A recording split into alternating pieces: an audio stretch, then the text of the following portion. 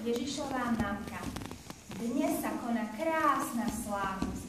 Je to svadba v Káne Galilejskej a svadbu majú moji príbuzní. Pozvali ma na ňu, tak sa už na ňu veľmi teším. Mária odišla do mestečka Kána Galilejská, aby išla na svadbu. Pán Ježiš, jej syn, bol nedaleko tohto mesta spolu s apoštolmi. Spolu sa veľa rozprávali, modlili sa, učil ich všelijaké krásne veci o nebeskom Oteckom.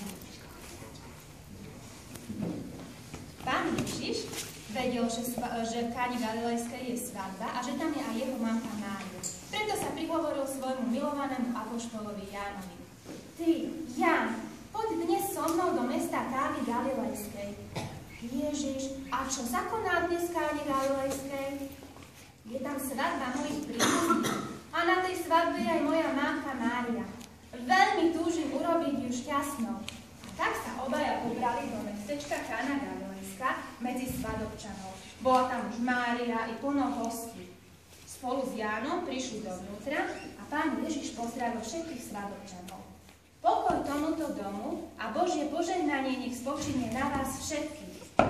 Ježiš bol veľmi vľúdny, bol plný pokoja a radosti a preto každý z týchto hostí veľmi túžil aspoň na malú chvíľočku sa s ním porozprávať. Keď uvidel svoju mamku Máriu, tá bola veľmi šťastná, že ho znova vidí a pekne sa spolu pozdravili. Pokoj s tebou!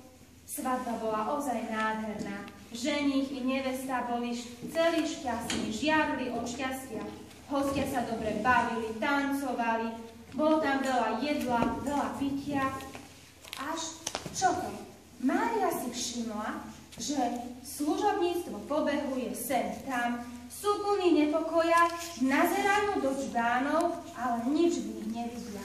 Pochopila, že čbány sú prázdne, že sa minulo víno a preto išla za Ježišom a ticho mu povedala: Synu, synu, minulo sa im víno. Ale čo to odo mňa žiadaš? Veď ešte neprišiel môj čas, aby som konal. Mária sa zahľadila do usmievavých Ježišových očí a vyčítala v nich súhlas. Preto utekala k služobníctvu a vraví im: Urobte všetko, čo vám poviem. Ježiš vstal, podišiel k služobníctvu tiež a povedal im: Vezmite krčak a naplňte čbány, všetky, ktoré sú prázdne, naplňte ich vodou. Poďte so mnou teraz, deti, rátať. Služobníci naplnili prvý čbán, naliali do neho vodu, naplnili koľky. Druhý čbán a naliali do neho vodu, naplnili. Tretí čbán a do toho naliali vodu, naplnili.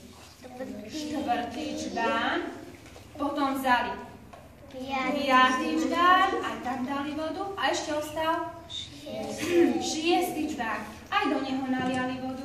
A keď už boli plné vody, tak starejší sa pozrel, vzal si pohár, načrel, nalial si, ochutnal a ostal celý udivený.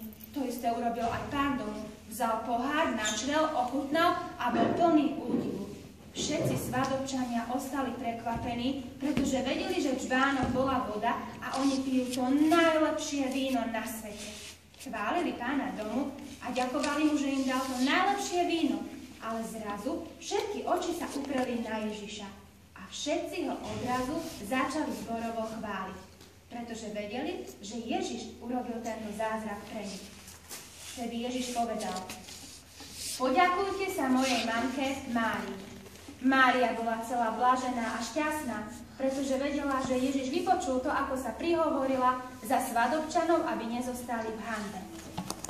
Pomaličky Ježiš so svojím apoštolom Jánom opúšťali túto svadbu. Keď bol pri dverách, pán Ježiš povedal: Pokoj tomuto domu a Božie požehnanie nech spočinie na vás všetkých. Pozrel sa na Máriu a vraví jej: Pozdravujem ťa, mamka.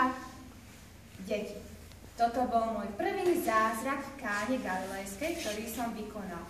Premenil som vodu na víno, správne. A tento zázrak som vykonal pre Máriu. Bol to prvý ako znak toho, že Mária je kľúčom zázraku. To je celé.